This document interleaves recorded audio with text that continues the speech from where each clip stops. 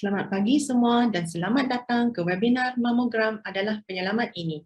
Dan terima kasih kerana meluangkan masa untuk bersama kami hari ini. Nama saya Nora dari Pusat Payudara SingHealth Duke NUS dan saya akan bersama anda sepanjang sesi webinar hari ini. Sebelum kami memulakan sesi hari ini, terdapat beberapa perkara yang perlu diambil perhatian. Kepada hadirin sekalian, mikrofon anda akan disenyapkan atau di dalam bahasa Inggeris mute. Anda boleh memaparkan sebarang pertanyaan ataupun soalan melalui butang Q&A yang tertera di bawah skrin anda. Anda digalakkan untuk menanya soalan yang berkaitan dengan topik-topik yang dibincangkan pada hari ini. Jika anda mempunyai sebarang pertanyaan ataupun soalan yang ditanya oleh peserta lain, sila tekan ikon thumbs up untuk upvote, iaitu menunjukkan bahawa anda juga berminat untuk mengetahui jawapan kepada soalan tersebut. Bulan Kesedaran Barah Payudara ataupun dikenali sebagai BCAM jatuh pada bulan Oktober dan setiap tahun Ahli Jawatan Kuasa BCAM Nasional akan menganjurkan pelbagai aktiviti untuk meningkatkan kesedaran mengenai barah payudara seperti forum awam ini dan juga pertunjukan jalanan ataupun roadshows. Baiklah, tanpa membuang masa lagi, saya ingin menjemput penyumbang atau speaker kami yang pertama, Dr. Juliana Hamzah, konsultan di Jabatan Pembedahan Payudara di Hospital Besar Singapura dan Pusat Barah Singapura.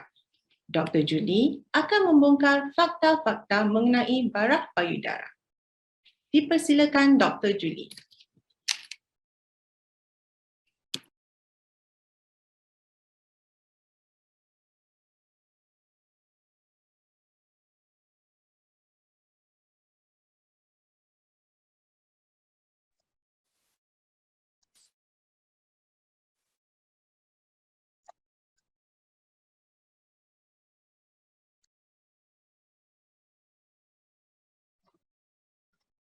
Selamat pagi kepada semua. Nama saya Julie dan saya seorang konsultan di Jabatan Pembedahan Payudara di Hospital Besar Singapura dan Pusat Barah Nasional Singapura. Saya ingin mengucapkan terima kasih kepada Pusat Barah Singapura atas undangan untuk berkongsi di webinar hari ini. Hari ini saya akan membongkar fakta mengenai barah payudara.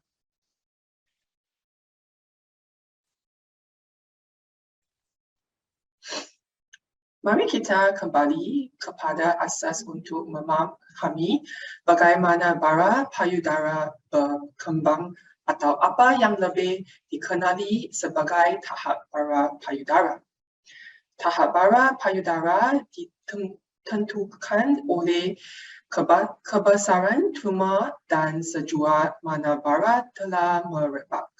Secara umum, semakin tinggi tahap barah itu, semakin sukar untuk merawat barah dan semakin kurang positif prognosis.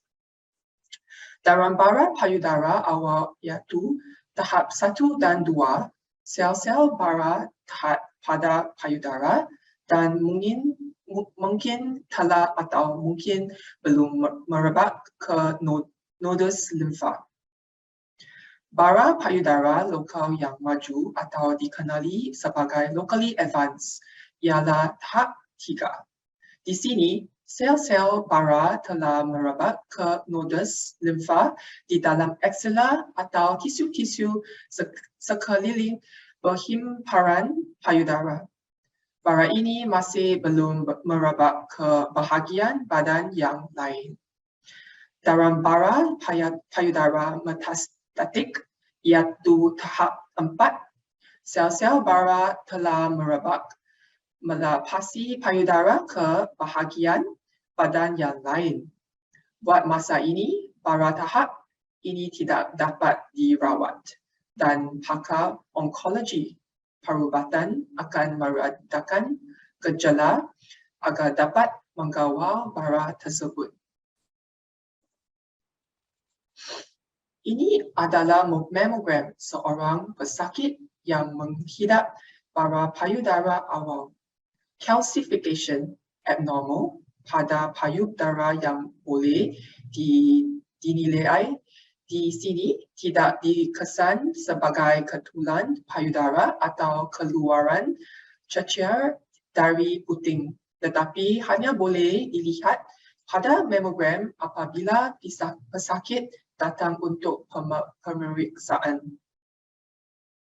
Oleh itu, kami menekankan keperluan untuk pemeriksaan mammogram secara tetap untuk mengesan dan merawat bara payudara awal dan mencapai hasil yang terbaik termasuk kelangsungan hidup yang lebih baik.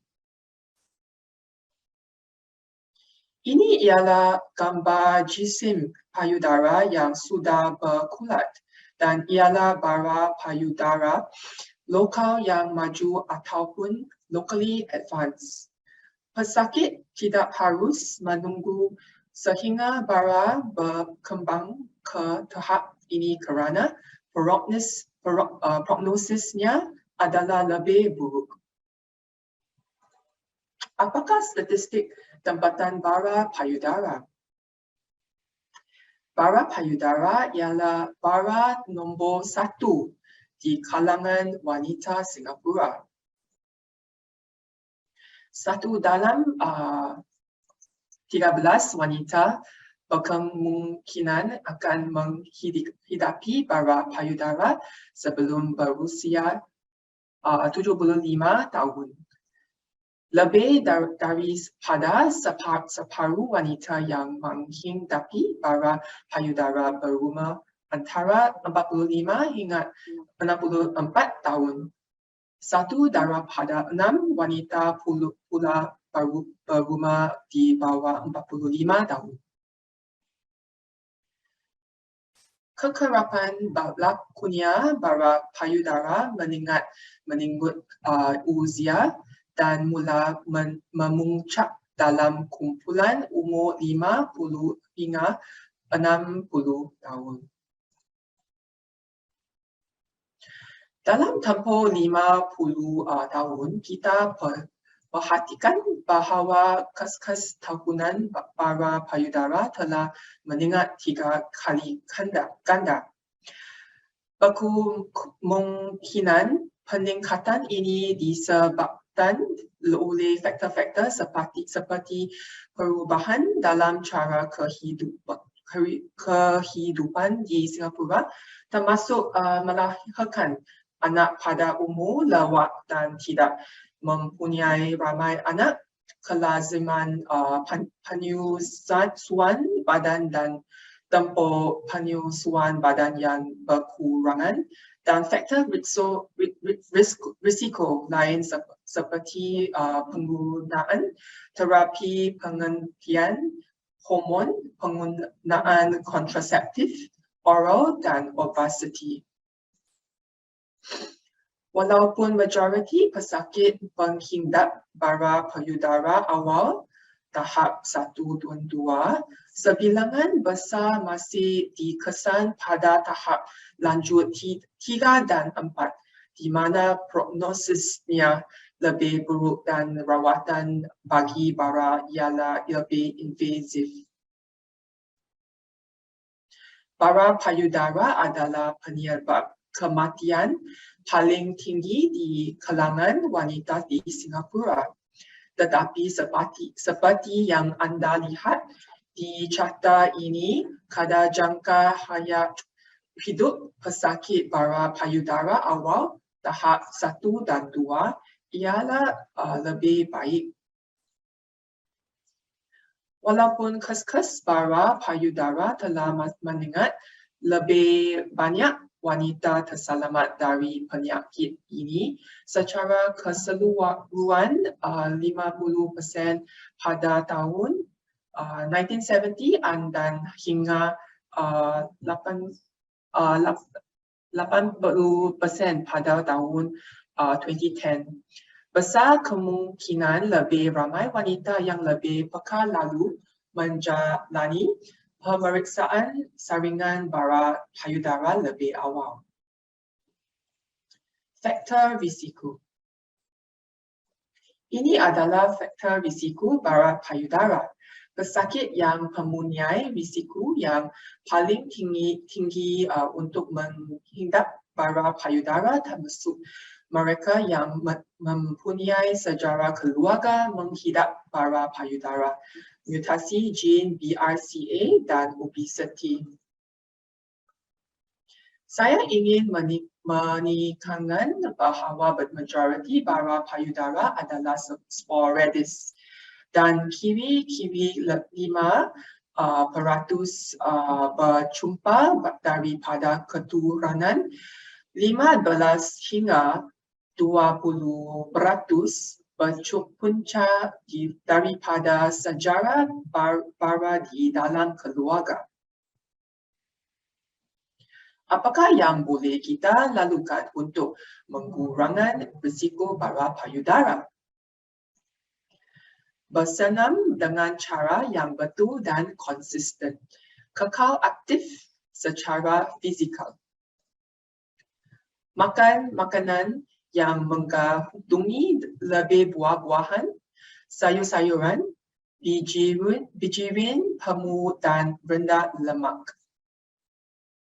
Jaga berat badan dan cuba mendapatkan berat badan yang sempurna. Elakkan dari merokok dan berhenti merokok. Fahami sejarah keluarga anda. Pemeriksaan payudara secara kerap.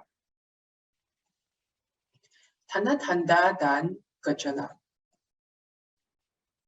Apakah simptom dan tanda-tanda bara payudara?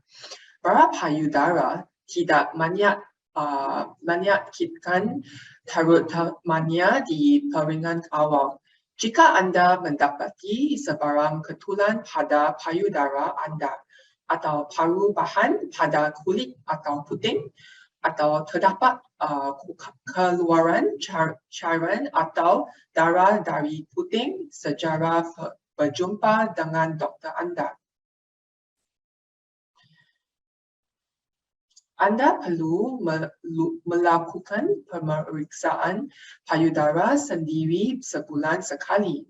Bagi wanita yang masih mengalami haid, lakukan pemeriksaan 7 hari dan pemulaan haid anda. Bagi wanita yang telah menopause, pilih tarikh yang sesuai untuk melakukan pemeriksaan. Contohnya pada awal atau akhir bulan. Pertama, periksa payudara anda selepas anda penanggalkan pakaian. Di hadapan cermin, cari perubahan pada payudara, kulit dan puting anda. Mulakan dengan meletakkan tangan anda di sisi anda. Kemudian angkat tangan anda ke atas kepala. Akhiri dengan tangan anda menekan pinggul dan cari perubahan seperti yang dinyatakan di sini. Seterusnya, anda boleh berbaring sambil berehat. Gunakan popa jari anda untuk merasi keseluruhan payudara, bermula dari ketiak. Bergerak ke dalam bulatan yang kecil sehingga anda mencapai bahagian dalam payudara. Seterusnya, pijit dengan lembut di sekeliling puting untuk pemeriksaan jikalau ada sebarang lelehan atau cairan. Ulangan langkah yang sama untuk payudara yang satu lagi. Jangan berlanggar berjumpa dengan doktor anda sekiranya melihat perubahan payudara. Dapatkan rawat dan perubatan awal. Pemeriksaan dan diagnosis.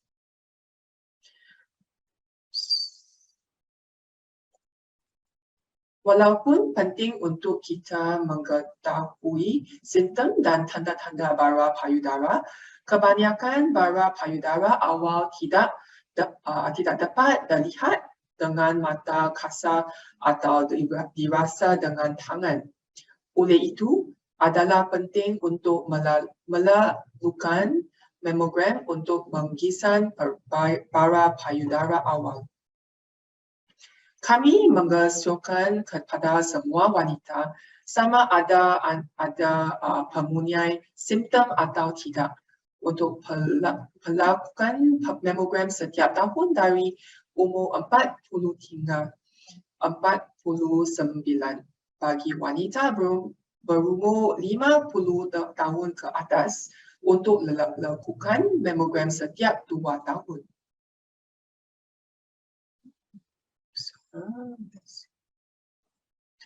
Apa yang dilihatkan semasa mamogram?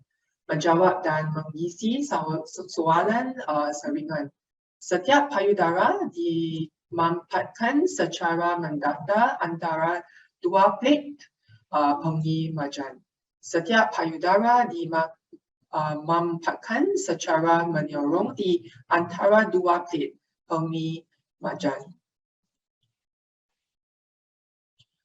2 tahun sekali bagi wanita berusia 50 tahun ke atas. Wanita berumur 40 hingga 49 tahun bencikan dengan doktor anda tentang faedah dan had pemeriksaan mamogram sehingga anda dapat membuat keputusan dapat mengenai pemeriksaan bara payudara. Mamografi tetap menjadi keadaan yang paling efektif untuk mengasah bara payudara. Ia dapat mengasah bara payudara awal. Langkah-langkah telah diambil untuk memastikan anda selamat semasa menjalani pemeriksaan mamografi. Wanita berusia 50 tahun ke atas boleh mendapat manfaat daripada pemeriksaan mamografi bersubsidi berikut di klinik-klinik yang mengambil bahagian. $50 untuk warga negara Singapura, 75 untuk penduduk tetap, 25 untuk generasi merdeka. Ini lokasi-lokasi untuk pemeriksaan mamografi bersubsidi. Apakah mesej untuk dibawa pulang? Bara payudara adalah bara nombor 1 yang menyerang wanita Singapura. Beberapa faktor risiko boleh diubah, misalnya kekal aktif dan bersanam. Melakukan mamografi anda setiap 2 tahun sekali dari umur 50 tahun. Ingat untuk melakukan pemeriksaan payudara sendiri setiap bulan. Terima kasih di atas perhatian anda dan saya mengalu-alukan soalan anda di sesi soal dan jawab sebentar lagi. Terima kasih.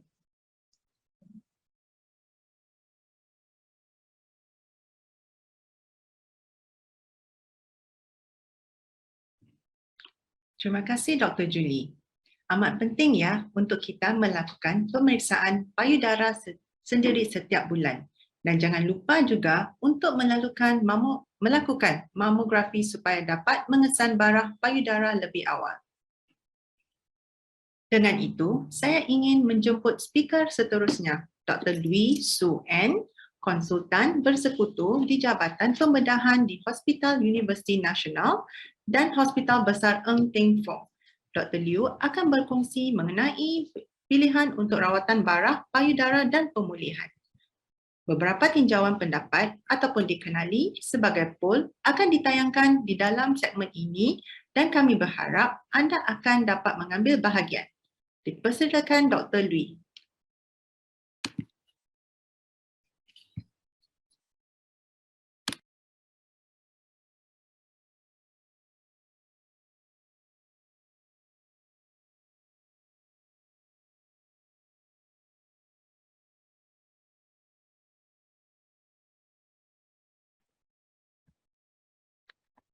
Terima kasih Nora. Selamat pagi hadirin sekalian. Terima kasih kerana meluangkan masa untuk menghadiri webinar hari ini untuk mengetahui lebih lanjut mengenai perkembangan terkini dalam rawatan dan pemulihan bara payudara.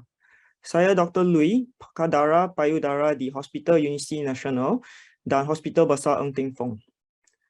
Dalam webinar hari ini, saya akan menjelaskan tentang jenis rawatan yang boleh digunakan untuk merawat bara payudara supaya hadirin sekalian boleh faham lebih tentang penyakit ini dan tidak akan rasa gerun atau takut tentang penyakit ini.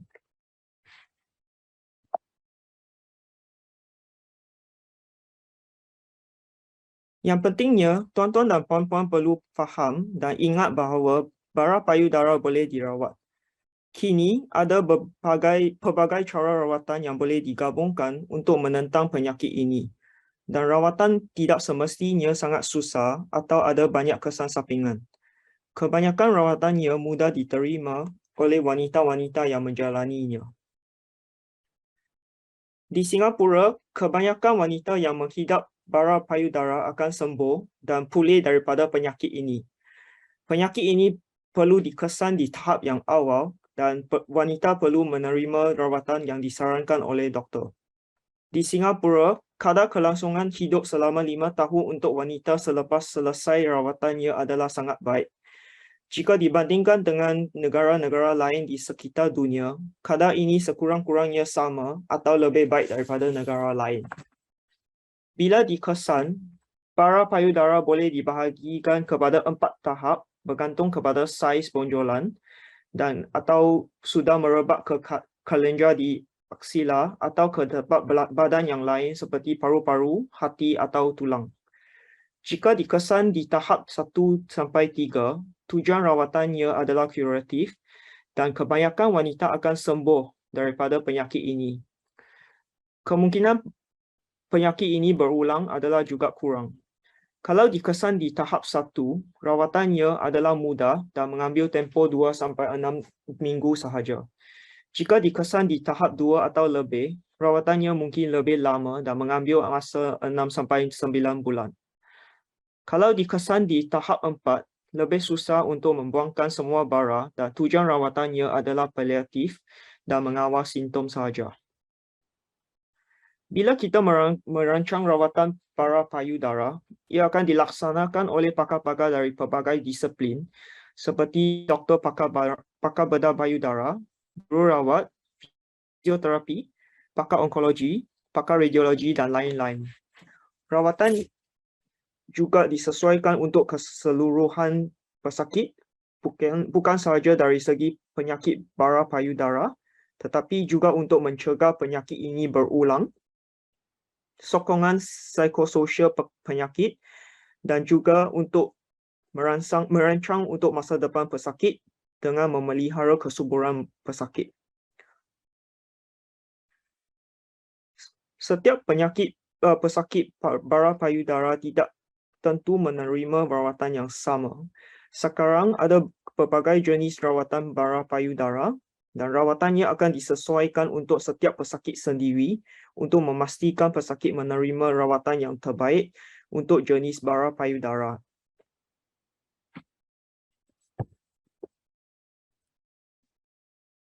Ada pelbagai jenis bara payudara yang dialami oleh wanita dan rawatannya juga beza. Terpulang kepada ciri-ciri reseptor yang ada di sel-sel bara. Reseptor yang diuji adalah reseptor hormon estrogen dan progesteron dan reseptor HER2. Keputusan reseptor ini akan digunakan oleh doktor untuk merancang rawatan yang paling sesuai dan diperibadikan untuk pesakit. Yang paling biasa ialah reseptor hormon estrogen dan progesteron positif yang dialami oleh hampir 3 suku pesakit bara payudara. Ada rawatan khas yang disasarkan kepada setiap reseptor kalau reseptor positif, terapi hormon, rawatan anti-HER2 dan lain-lain. Ada kumpulan khas jika ketiga-tiga reseptor juga negatif atau dikenali sebagai bara payudara 3 kali negatif dan pesakit itu biasanya akan dirawat dengan pembedahan atau kemoterapi atau imunoterapi. Seperti yang dijelaskan tadi, rawatan bara payudara bergantung kepada tahap penyakit yang dikesan. Jika dikesan di tahap 1 sampai 3, tujuan rawatan adalah kuratif dan kebanyakan wanita akan pulih daripada penyakit ini. Wanita akan memerlukan pembedahan untuk membuangkan bonjolan atau payudara sebagai rawatan bara. Mereka juga mungkin memerlukan rawatan lain untuk mencegah bara daripada berulang. Rawatan ini termasuk radiasi, kemoterapi, hormonoterapi atau anti-HER2 terapi. Kalau dikesan di tahap 4, lebih susah untuk membuangkan semua bara dan tujuan rawatan adalah untuk memperlahankan penyakit dan mengawalkan simptom sahaja. Rawatan juga boleh diperibadikan kepada setiap pesakit dan terpulang kepada simptom yang dirasai dan ciri-ciri reseptor di sel bara payudara. Rawatan yang boleh digunakan adalah kemoterapi, hormonoterapi, anti-HER2, radiasi dan kadangkala pembedahan. Dengan lebih kajian tentang berbagai jenis rawatan, walaupun di tahap 4, penyakit ini boleh dikawal dengan baik dan ada juga segolongan wanita yang boleh hidup untuk masa yang lama dengan penyakit ini. Rawatan bara payudara boleh dibahagikan kepada rawatan di payudara dengan rawatan sistemik yang merawat seluruh badan. Rawatan yang dibuatkan kepada payudara adalah untuk mengawal penyakit di payudara dan kelenjar di ketiak adalah pembedahan dan rawatan radiasi. Rawatan sistemik adalah untuk mengawal penyakit di seluruh badan dan mengurangkan kemungkinan penyakit ini merebak atau berulang di bahagian badan lain. Kebanyakan wanita akan memerlukan beberapa jenis rawatan untuk mengawal penyakit di payudara dan di seluruh badan. Rawatan yang penting untuk memastikan wanita akan terus sembuh daripada bara payudara adalah melalui pembedahan.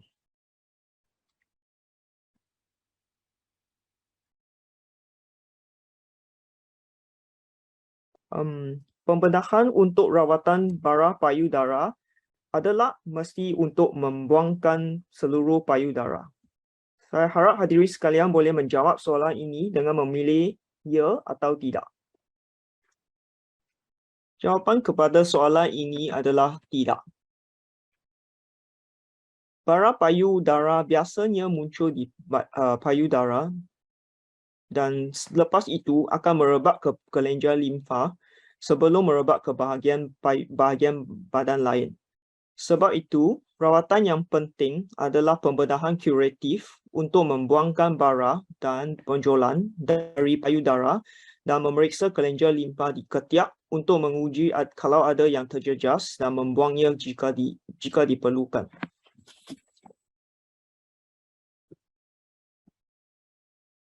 Jenis pembedahan payudara boleh dibahagikan kepada dua. Yang pertama adalah mastektomi atau membuangkan seluruh payudara, dan selain itu ada pembedahan yang boleh mengekalkan payudara dengan pembedahan pemeliharaan payudara atau lumpektomi yang membuangkan benjolan sahaja. Pilihan yang mana lagi sesuai terpulang kepada saiz kebonjolan, tahap penyakit dan ciri-ciri setiap penyakit sendiri.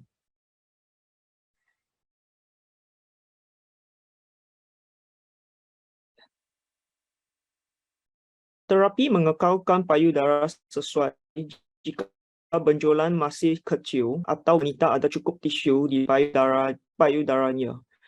Memotong benjolan itu dengan selapis tisu payudara yang biasa di sekitarnya boleh memelihara rupa bentuk dan saiz payudara yang asli, menyembunyikan parut supaya tidak ketara.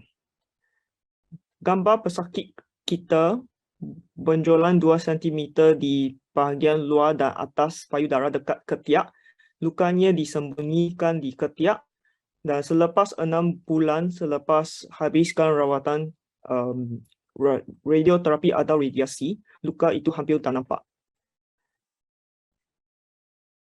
Tuan-tuan dan puan-puan boleh lihat sendiri keputusannya selepas rawatan, payudara wanita masih seimbang dan rupa bentuknya yang asli dipeliharakan dan lukanya juga disembunyikan.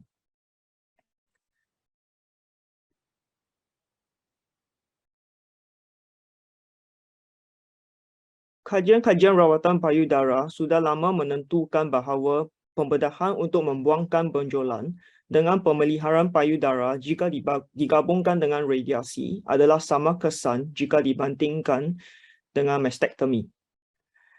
Dalam bidang pembedahan, ada pelbagai perkembangan baru dalam bidang pembedahan onkoplastik.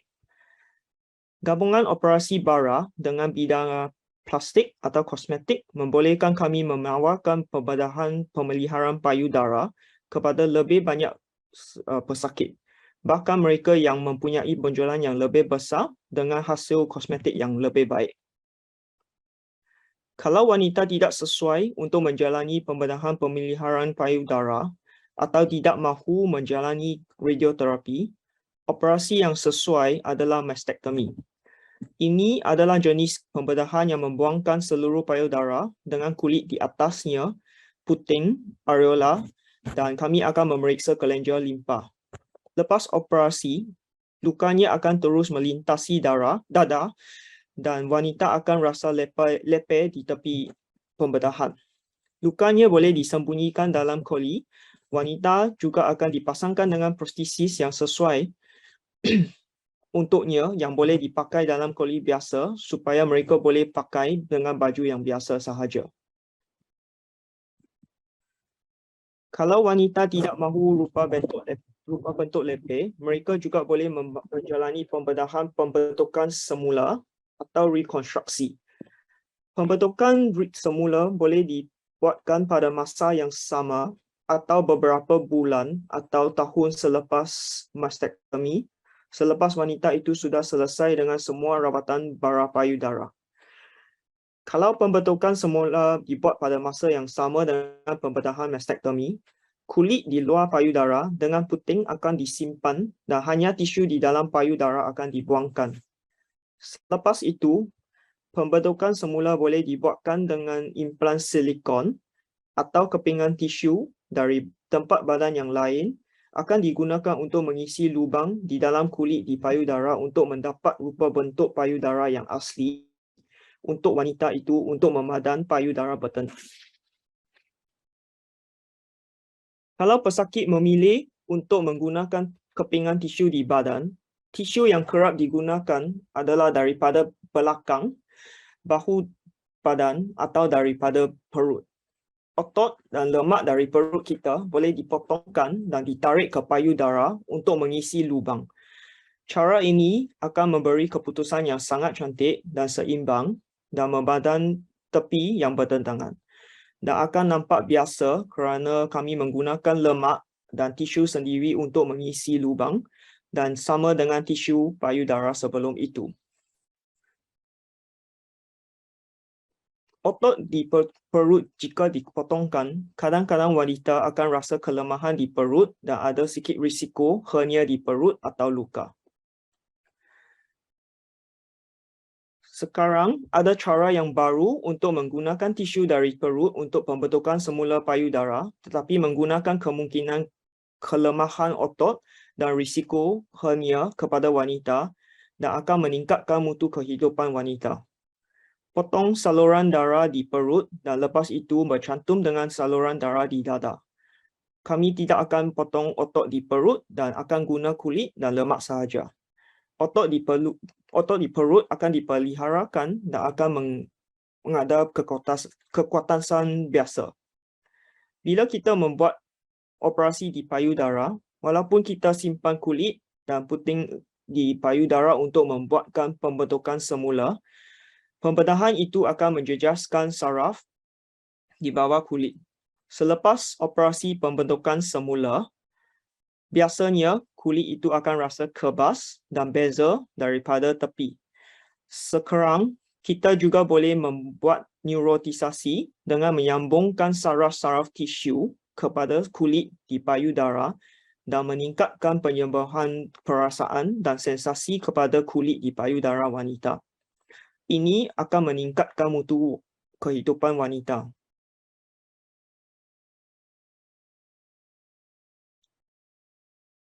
Kelenjar limfa aksila bertindak sebagai penapis utama untuk sel bara di payudara.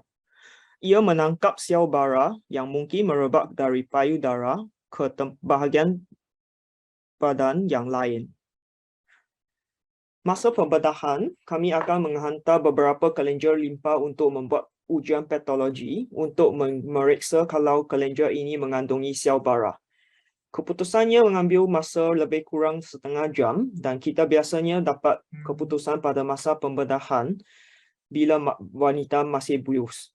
Sekiranya kelenjar ini mengandungi sel bara, sisa kelenjar lain akan dikeluarkan pada masa yang sama dengan pembedahan. Adakah pembedahan payudara bahaya?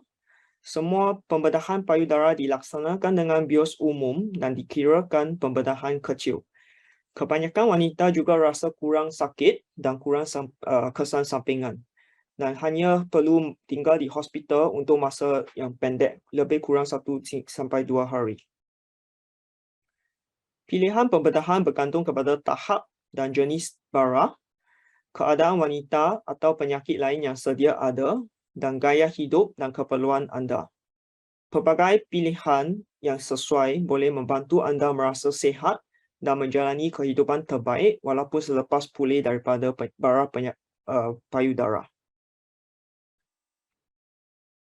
Semua wanita yang terima lumpektomi sebagai pembedahan dan penyakit yang sudah merebak kepada kelenjar limfa perlu radioterapi.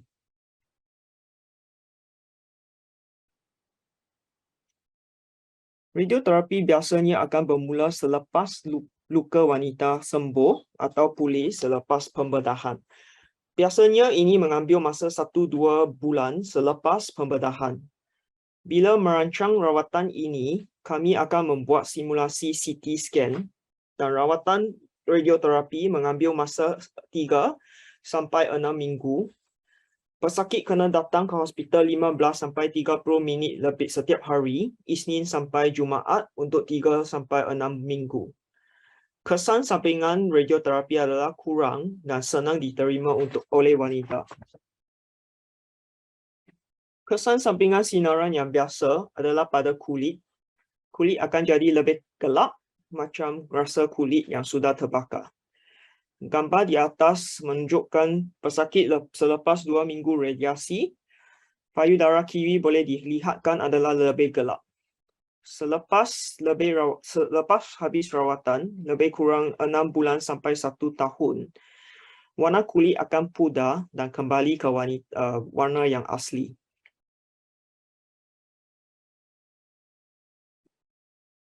Rawatan sistemik adalah untuk rawatan seluruh badan, biasanya digunakan untuk mengurangkan kemungkinan penyakit berulang atau mengawal penyakit yang sudah merebak ke bahagian badan yang lain.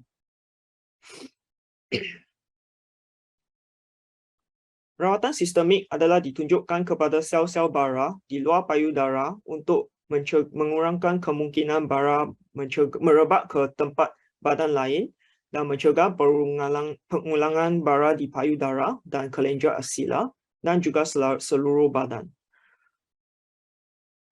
Perawatan ini boleh diberikan sebelum pembedahan atau selepas pembedahan.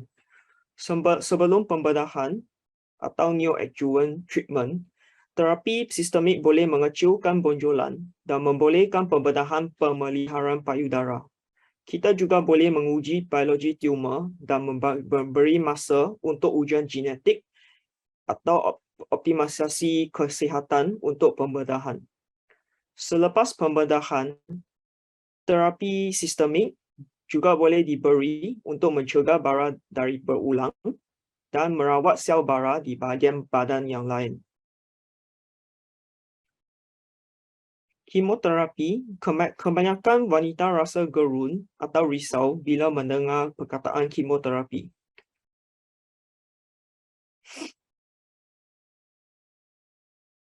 Soalan kedua saya kepada hadirin sekalian, rawatan kemoterapi sangat susah atau menderita dengan banyak kesan sampingan dan akan mengancam nyawa.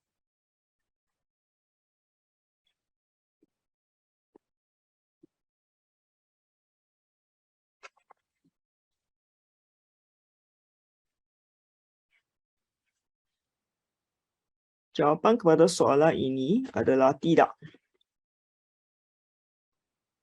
Tidak macam dulu, kemoterapi boleh diberi sebagai pesakit luar sekarang. Dos yang disesuaikan dengan keadaan untuk memaksimumkan kesan baik dan mengurangkan kesan sampingan. Kesan sampingan kebanyakannya ringan dan tidak mengancam nyawa, dan ubat tersedia adalah untuk mengatasi kesan ini.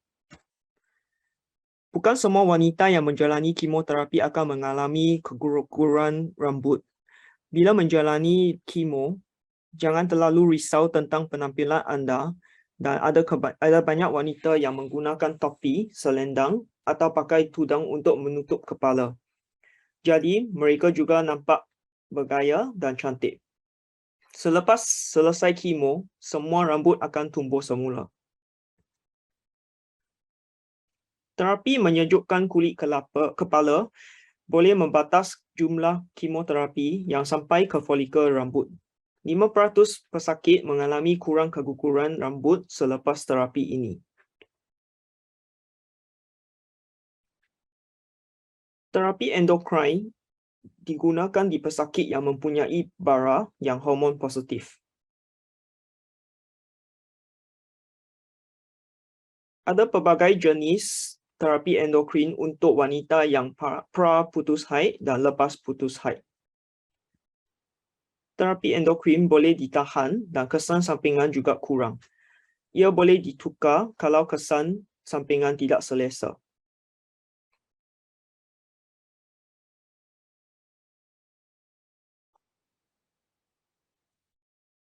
Terapi yang disasarkan atau dipanggil anti-HER2 terapi boleh digunakan di wanita yang mempunyai bara yang hormon HER2 positif.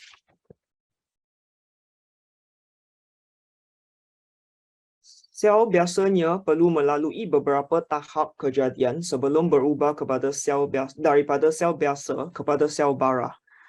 Tahap kejadian ini boleh dikawal oleh reseptor-reseptor khas. Ada banyak rawatan baru yang menyelesaikan reseptor khas yang mengawal bahagian tertentu yang terjejas. Ini boleh membantu untuk mengawal sel bara dan menghentikan pertumbuhan bara. Ini juga memperlahankan penyakit dan mengelakkan daripada merebak.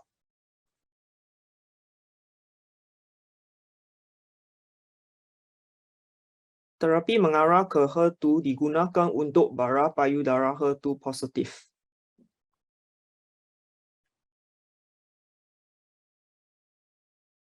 Terapi baru kini tersedia untuk bara peringkat akhir juga.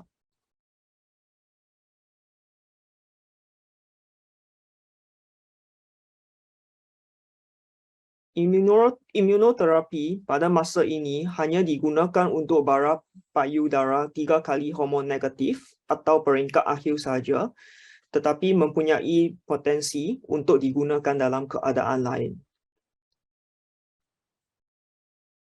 Faktor yang penting untuk bara payudara adalah bara payudara boleh diubati dengan lebih mudah walaupun pada tahap 4.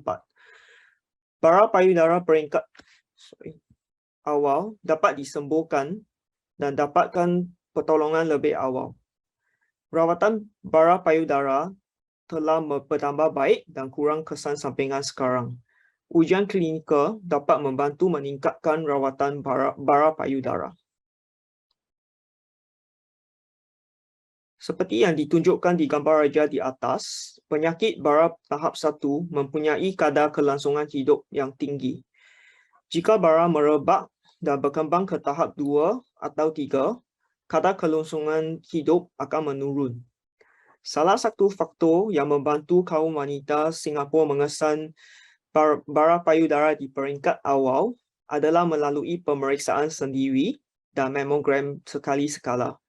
Jadi, sila jalani pemeriksaan anda awal, dan kalau ada sebarang simptom baru, sila jumpa doktor awal dan lekas. Sudah sampai akhir ceramah saya. Terima kasih.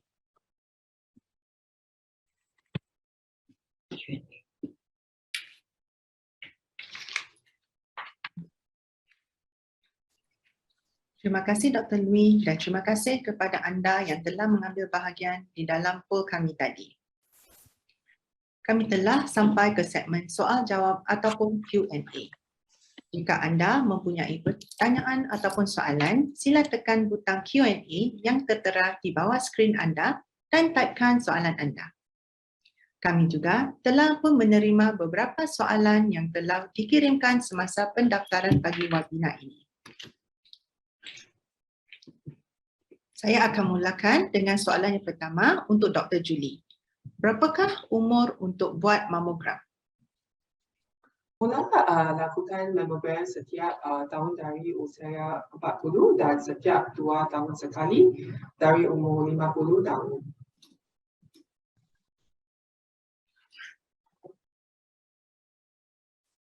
Soalan kedua, saya akan ajukan pada Dr. Louis. Makanan apa yang memicu bara yang kita tanpa sedari mengkonsuminya hampir setiap hari? Sorry, can you repeat the question?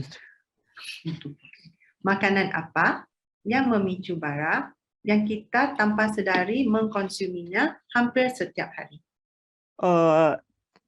Tak ada makanan yang akan menyebabkan bara di payudara. So, boleh makan apa-apa makanan saja. Asal makanan yang sihat ya. Ya, betul.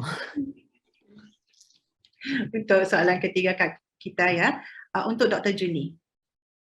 Saya telah melakukan mamogram pada tahun 2021 dan keputusannya baik. Kadang-kala payudara saya merasa sakit. Haruskah saya risau dan lakukan mamogram lagi? Sekiranya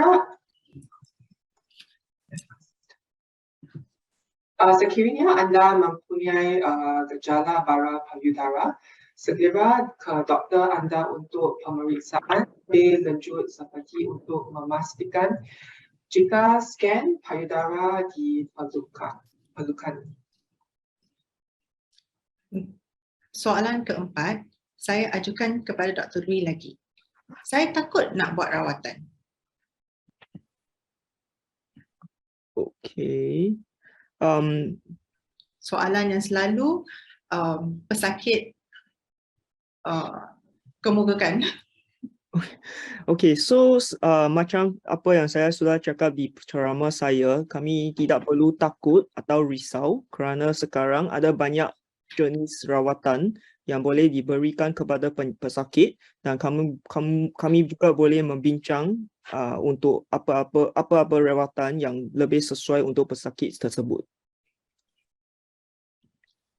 Ada satu soalan lagi ya Dr. Louis. Ya.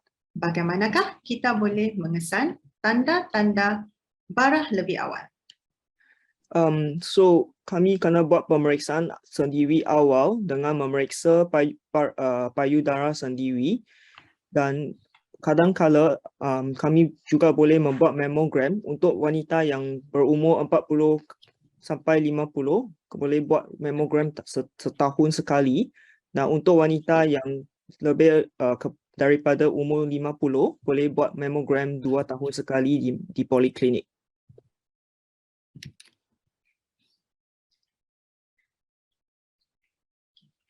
Untuk itu, kami berterima kasih kepada para hadirin di atas penyertaan aktif anda.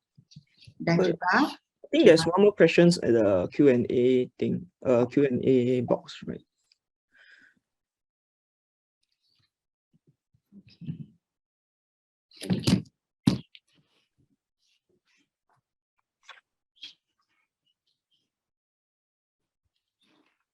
Apa beza benign dan malignancy bara? I can take this question. So untuk Madam Rohani, so kalau kamu merasa bonjolan di payudara, lebih baik untuk doktor untuk memeriksa dan kadang-kadang kami kena buat biopsi untuk tahu adalah bonjolan ini adalah benign atau malignant. Sebelum biopsi dibuat, kami tak akan tahu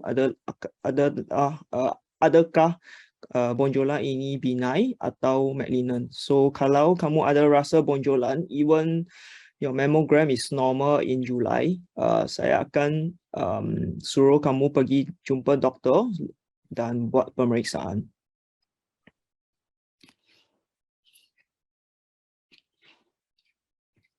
Sekali lagi, terima kasih kepada para hadirin di atas penyertaan aktif anda. Dan terima kasih juga kepada Dr. Julie dan Dr. Louis di atas penerangan anda. Baiklah, dengan itu kami telah pun sampai ke penghujung webinar hari ini. Sekali lagi, saya ingin mengucapkan terima kasih kepada kedua speaker kami, iaitu Dr. Julie Liana Hamzah dan Dr. Louis Su En. Kami juga ingin mengucapkan ribuan terima kasih kepada anda semua kerana sudi meluangkan pagi Sabtu anda bersama kami.